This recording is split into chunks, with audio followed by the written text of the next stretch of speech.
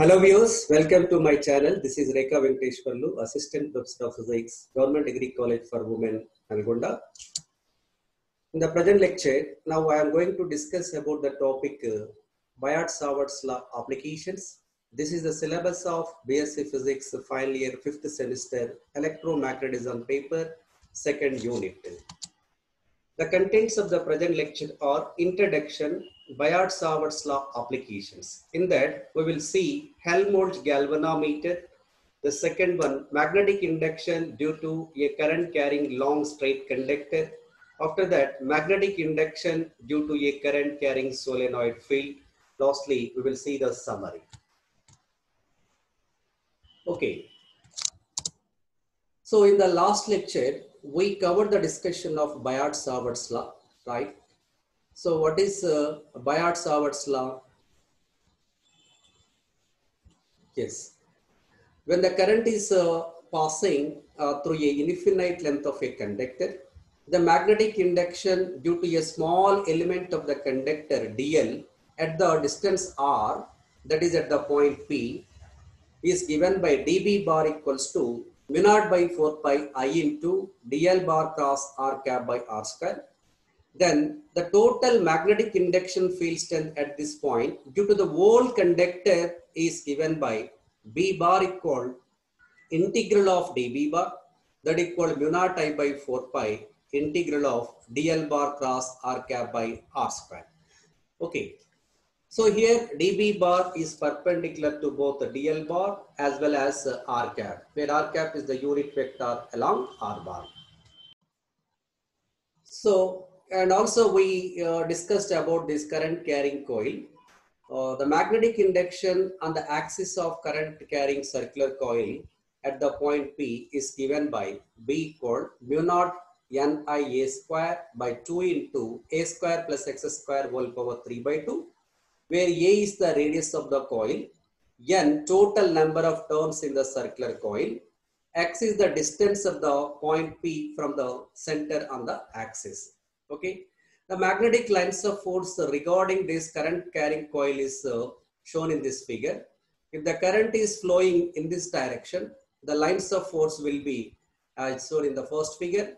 If the current direction is in this direction denoted by the arrow mark, then the lines of force will be opposite to the first figure. Okay. So here I said that the magnetic induction at the center of the coil is maximum.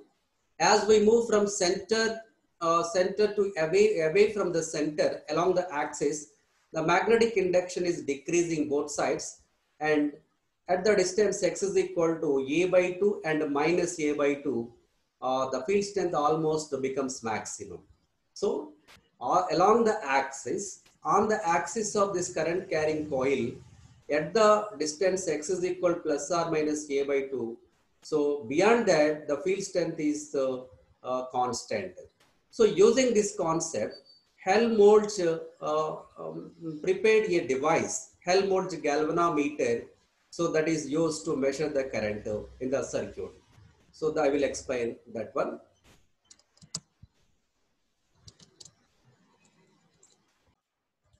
Yes, look here. So in that regarding the current carrying circular coil, we have this formula B equal to mu naught N-I-A square by 2 into A square plus X square whole power 3 by 2, right? At the center X is equal to 0.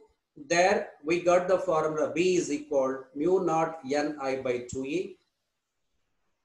For the point on the axis, that is X very much greater than A, then in this formula A square can be neglected.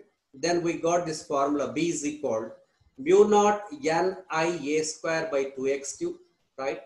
So here by multiplying pi with numerator and denominator, you will get B is equal mu naught N-I pi A square by 2 pi x cube. But pi A square is the area of the coil. Then you will get B is equal mu naught N-I capital A by 2 pi x cube. But N-I-A is the magnetic dipole moment of that coil. So then that is equal mu naught capital M by 2x cube or mu naught by 4 pi 2m by x cube. So this is equivalent to what? This is equivalent to magnetic induction field strength on the axial line of magnetic dipole. Therefore, the current carrying circular coil behaves as a magnetic dipole. So when we observe from the point distant from the center of the coil on the axis. Okay. Now, coming to the next concept, you see here.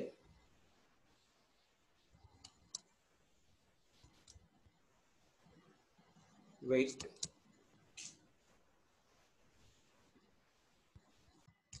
Yes. Now this is the also one of the application of Boit-Savart's law. Here, the variation of magnetic field on the axis is shown in this figure. So from this figure, what we observe at the center of the coil, the field strength is maximum, right?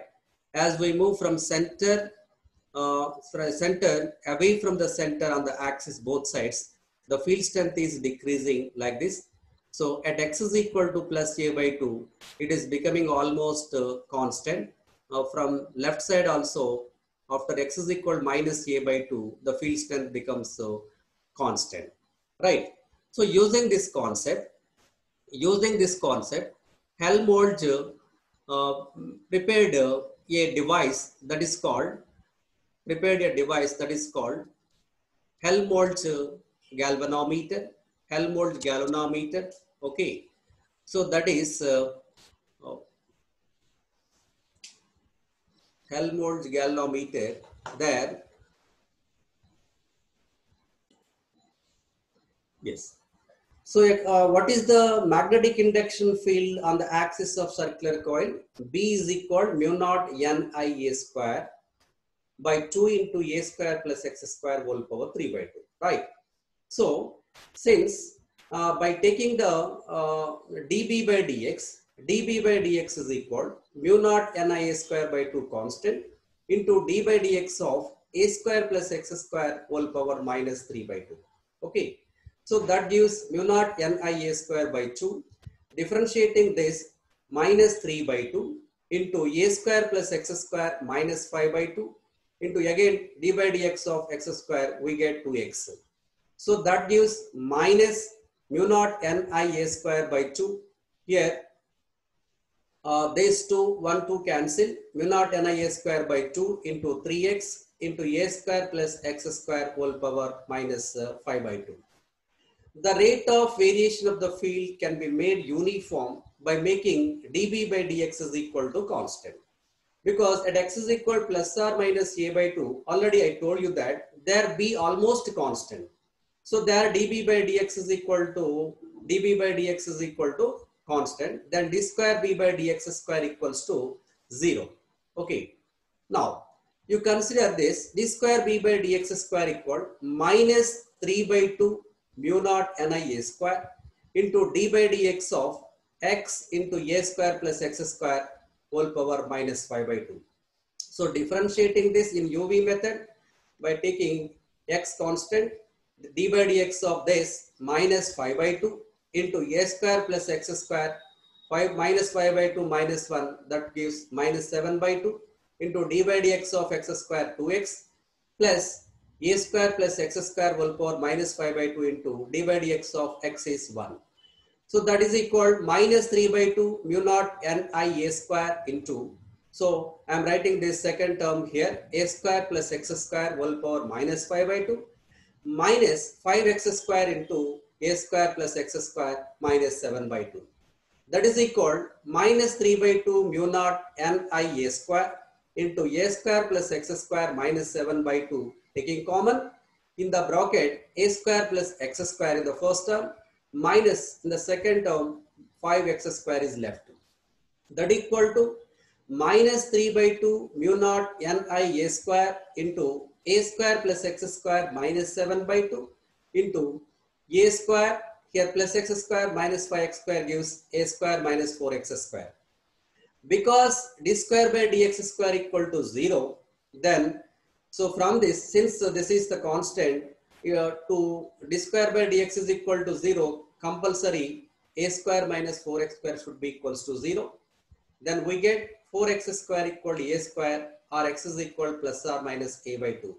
So like this, we obtain the condition at x is equal plus or minus a by 2, d square b by dx square equal to 0, then db by dx is equal to 0, hence b equal to constant.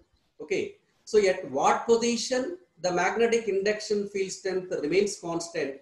For that we obtain the condition x is equal to plus or minus a by 2 on the axial line of current carrying circular coil, both sides to the center.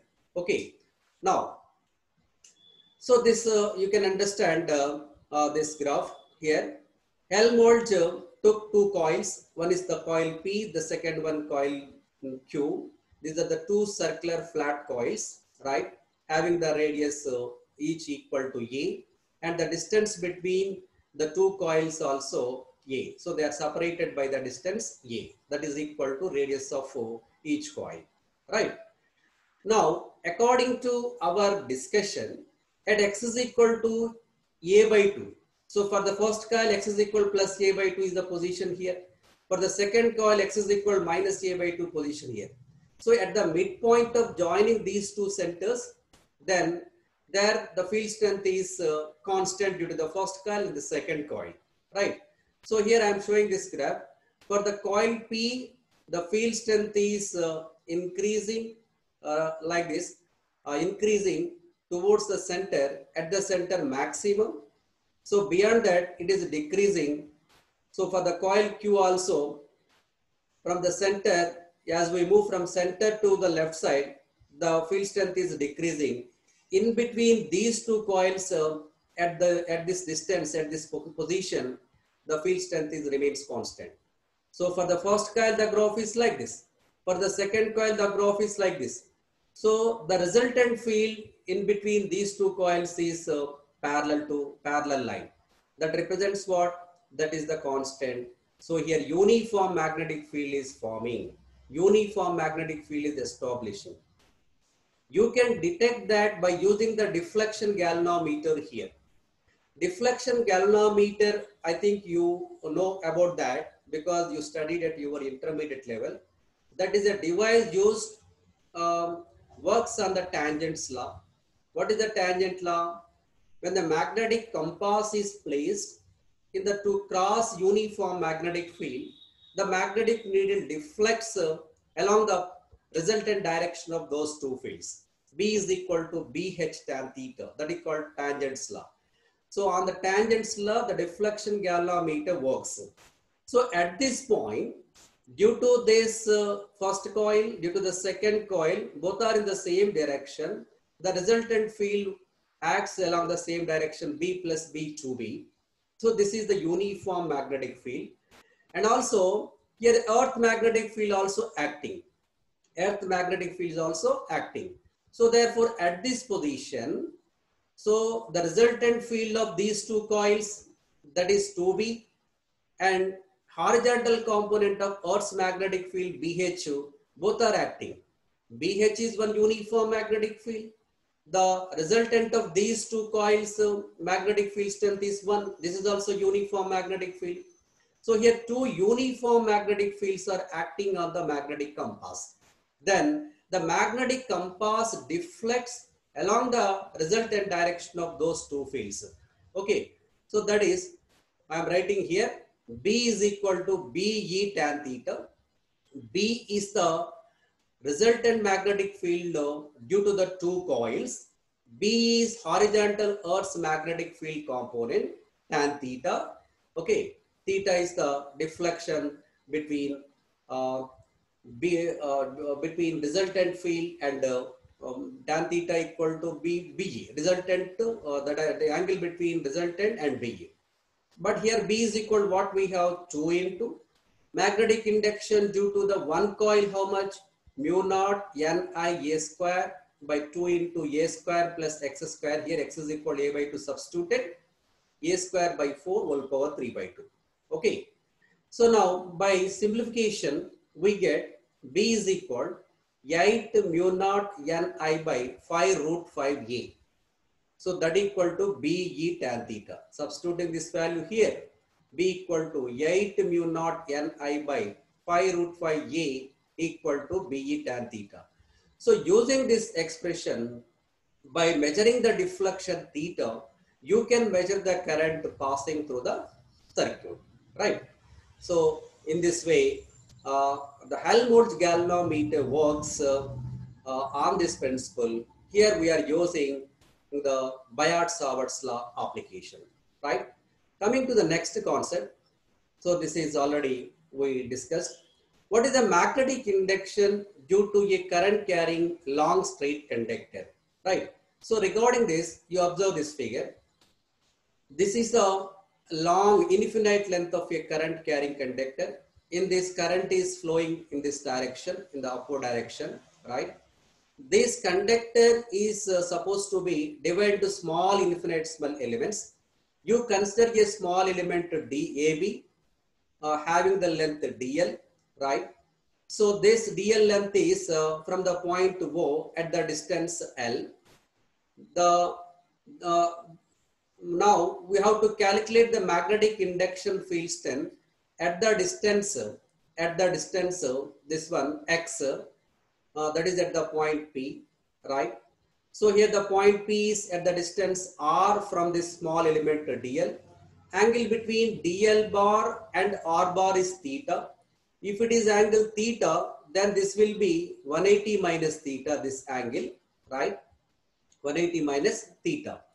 So according to Boit-Savart's law, what we have, magnetic induction at the distance R due to the small element, current carrying element DL, that is given by dB equal mu naught by 4 pi into I dl sin theta by R square. Then the total magnetic induction field strength at this point due to the whole conductor is given by B equal integral of dB. So by integrating this expression, we get mu naught I by 4 pi integral, since it is infinite length of the conductor, we are taking the limits minus infinity to plus infinity sin theta dl by R square. Okay. Now you see here from the previous slide,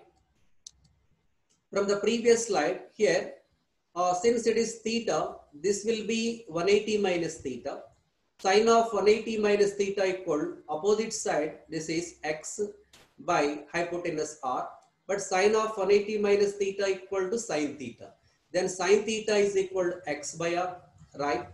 But from Pythagoras theorem, R square equal to this L square plus X square, right? So using these two values here, R equal L square plus L square whole power of, and sin theta equal sin of pi minus theta, that equal capital R by small r, where capital R is the perpendicular distance of the point P from the current carrying conductor. Okay. Then sin theta is equal capital R by, but small r equal L square plus capital R square whole power of. So substituting this value in the above equation, we get B is equal mu naught I by 4 pi integral minus infinity to plus infinity. Here R dl by L square plus R square whole power 3 by 2. But in the figure, tan alpha equal to L by R, opposite side by adjacent side, tan alpha equal to L by R. So differentiating both sides, dl is equal R tan alpha differentiation secant square alpha d alpha. Okay. So here if L is equal to minus infinity, you will get alpha equal to minus pi by 2. If L is equal to plus infinity, then alpha equal to pi by 2. So now changing the limits, B is equal to mu naught I by 4 pi integral minus pi by 2 to plus pi by 2 R, but dl equal to R secant square alpha d alpha by L square, that is R square tan square alpha plus R square whole power 3 by 2. So in the denominator, by taking R square common, 1 plus tan square alpha, that equal to secant square alpha, secant square alpha, jets cancel. Then you will get this one mu naught I by 4 pi integral minus pi by 2 to plus pi by 2. So R secant square alpha d alpha by here R cube 1 plus tan square alpha whole power 3 by 2, right? That equal mu naught I by 4 pi integral minus pi by 2 to pi by 2 d alpha by r secant alpha, right? That gives mu naught I by 4 pi r is constant, writing outside minus pi by 2 to pi by 2 cos alpha d alpha, right? So that equal to what? Mu naught I by 4 pi r cos alpha integration sin alpha. So applying the limits minus pi by 2 pi by 2, that equal mu naught I by 4 pi r sin pi by 2 1 minus of sin of minus pi by 2 minus of minus gets plus 1 plus 1. So here 2 1 ja 2 2 ja. So finally we got the expression B is equal mu naught I by 2 pi r in SI units Weber per meter square or Tesla. So this expression B is equal mu naught I by 2 pi r represents that this is the magnetic induction field strength at the perpendicular distance r from the infinite length of a current carrying straight wire carrying the current I, where mu naught is the permeability of free space. Here you should remember that the given current carrying conductor is placed in the vacuum or air. Okay. Now, so the magnetic lines of force forming due to this current carrying long straight conductor are like this. If the current is flowing in the upward direction, the magnetic lines of force are concentric circles in the anti-clockwise direction. If the current direction is in the downward direction in the straight conductor, then the lines of force will be concentric circles in the clockwise direction. You should observe that one. Okay. Now the next application of Boit-Savart's law is magnetic induction due to a current carrying solenoid. What is meant by solenoid? A long spiral shape, the circular coil is called solenoid. So the solenoid has number of circular loops, right? So now consider a solenoid of length L meter and radius A meter as shown in this figure. Here the total number of turns capital N, the total number of turns. So this is a spring shape, just like spiral shaped circular coil. So one turn like that, in the total number of turns it is containing capital N, you say. Then small n stands for number of turns per 1 meter, that is for unit distance. Small n equal to capital N by N, because for the length L, the total number of turns capital N. Then per unit length, how much? N by L, small n equal to N by L, right? So here, so our intention is we have to calculate the magnetic induction field strength on the axial point. Here we will discuss the three cases.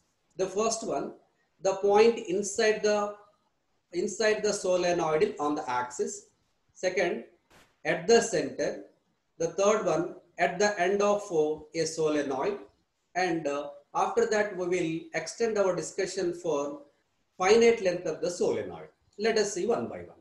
So here you consider a point P on the axial line of the solenoid, right? Suppose that this solenoid is divided into small elements. So here the small circular coil width is dx, AB, that equal to AB.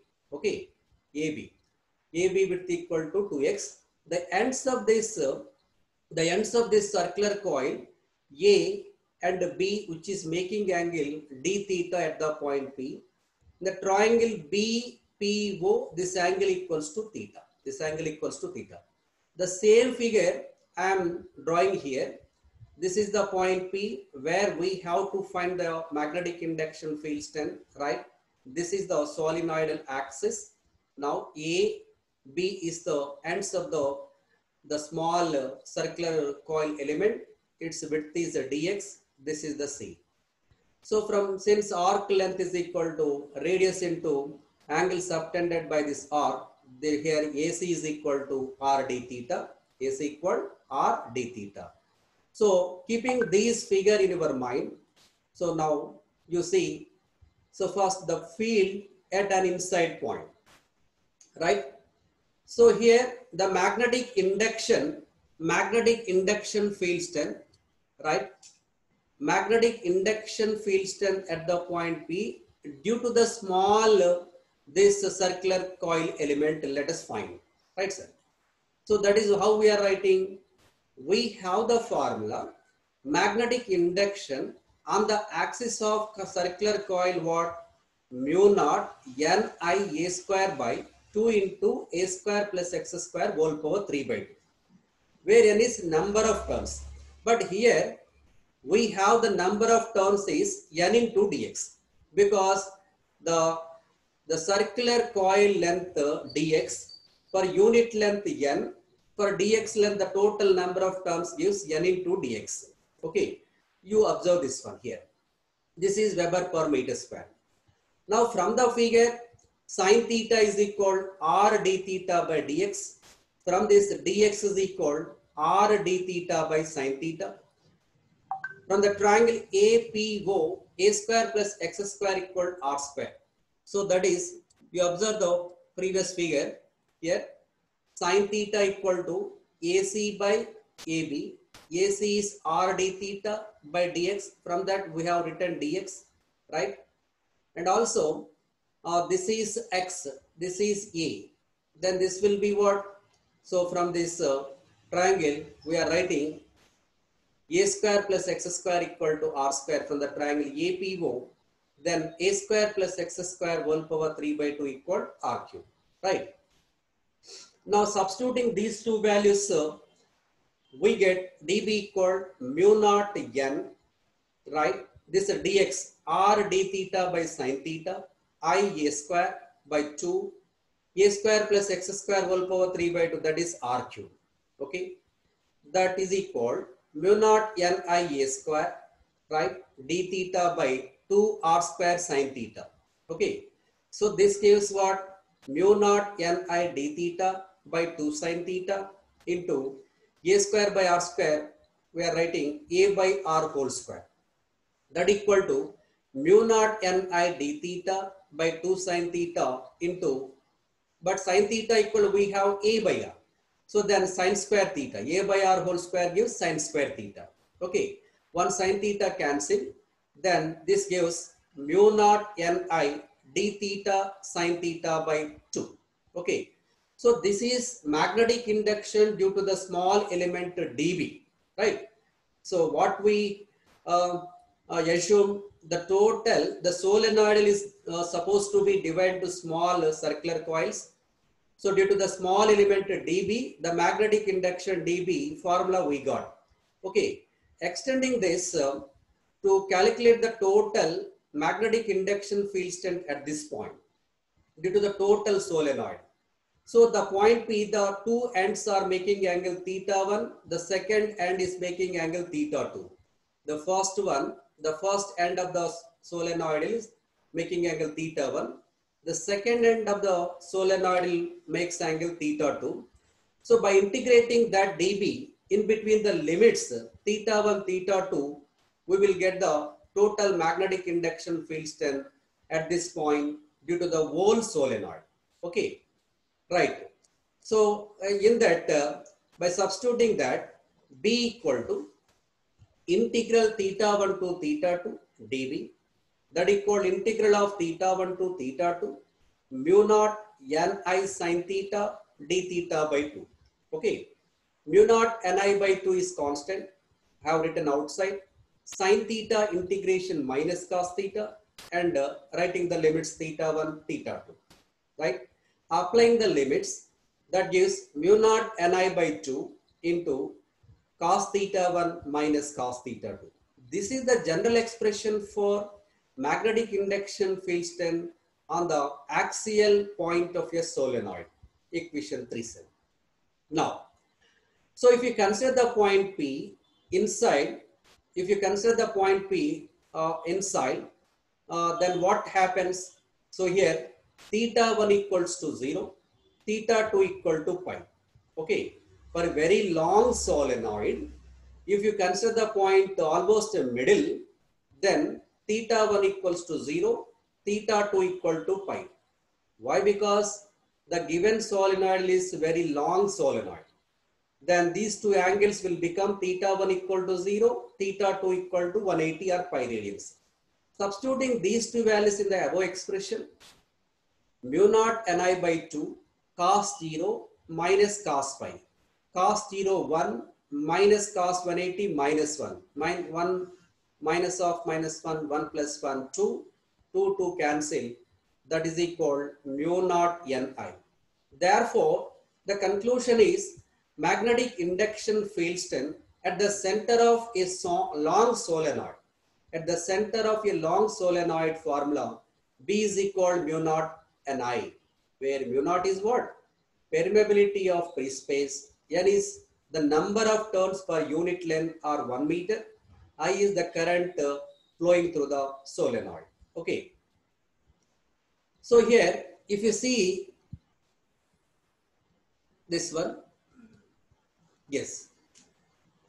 When we consider the point at end point, on the axis, if you consider the end point of the solenoid, then the angles will become theta 1 equal to 0, theta 2, since it is, we are taking at one end, then theta 1 equals to 0. So at the second end, since it is long solenoid, theta 2 is equal to, theta 1 equal, if you consider the point here, theta 1 equals to 0, theta 2 becomes 90 degree. Then B is equal mu naught Ni by 2 cos 0 minus cos 90, that equal mu naught Ni by 2. Okay, this is what magnetic induction field strength at an axial end point, at this point or this point. Okay, now, so you can observe graphical analysis here. So this is axis of solenoid. At the center of the solenoid, field strength is maximum, right? Field strength is maximum. As we move from center towards at any end point, the field strength is decreasing and becomes off value. So at this point, B value, that is off of this maximum value. Here mu naught Ni value. Here the field strength value mu naught Ni by 2. Either left side or right side, you will observe that one. Mu naught Ni by 2. At the end point of solenoid, the field strength is off of the value existing at its center. Okay. Now, the third application is field at the center of a solenoid of finite length. When you consider the point P at the center, it is at a distance L by 2 from either end. L by 2 from either end. Then what happens? So previously, what we consider long solenoid consider. Then we got the formula at the center or inside point mu naught Ni. At end point magnetic induction B equal mu naught Ni by 2. Now this is the case for finite length of solenoid. So here if you consider the point at center, then so both ends are at the distance L by 2. So then from the figure, cos theta 1 is equal, right, L by 2 by A square plus L by 2 whole square whole power of, that equal to L by 4A square plus L square whole power of. So what is that one figure? This you observe here. Yes.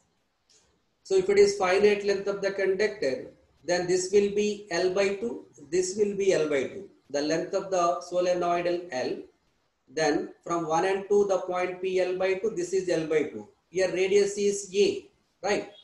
Then cos theta 1 equal adjacent side L by 2 by this one hypotenuse root of L by 2 whole square plus A square. Then this is theta 2. This total angle is 180. Then this angle will be 180 minus theta 2, this angle. So here by considering the cos value, cos of 180 minus theta 2 equal, now again adjacent side L by 2 by again this one same value root of L by 2 whole square plus A square. So that is we have written here cos of 5 minus theta 2 equal to this one. Here cos theta 2 equal to what? L by 4A square plus L square whole power of. Okay. So now substituting these two values, B is equal mu naught Ni by 2 into L by 4a square plus L square whole power of plus L by 4a square plus L square whole power of. So these are the same terms. Then we get mu naught Ni by 2 into 2L by 4a square plus L square whole power of. Okay, here 2 cancel. Mu naught I n into L by 4a square plus L square whole power of. So that equal to, we have small n equal to capital N by L. Small n equal capital N by L. Then capital N equal to n into L. Small n into L, we have written capital N. Then the formula becomes B is equal mu naught I capital N by 4a square plus L square whole power of. This expression represents the magnetic induction field strength at the center of the finite length of the solenoid. Okay.